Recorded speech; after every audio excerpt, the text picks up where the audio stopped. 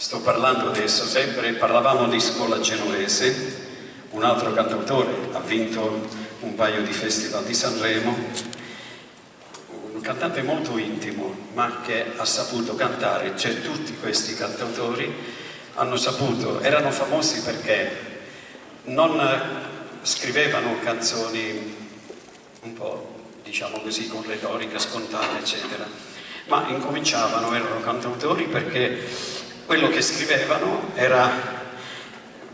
parlavano della vita, parlavano dei sentimenti, parlavano dei conflitti, delle aspirazioni, delle lotte pure. Quindi ecco perché questi cantautori sono stati famosi, per questi pensieri, queste riflessioni che ci hanno, diciamo, lasciato.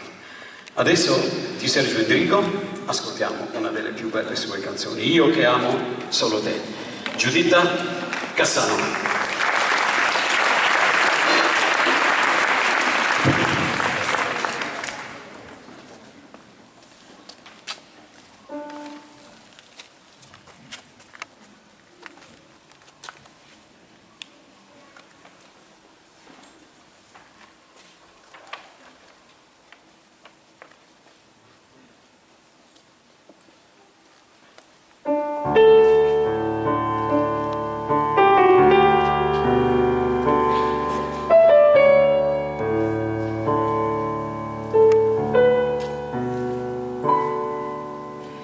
C'è gente che ha avuto mille cose,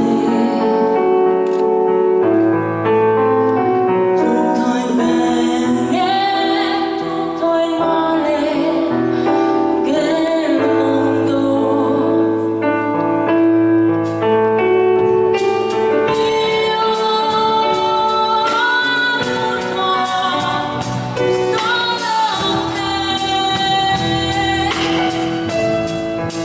non ti perderò, non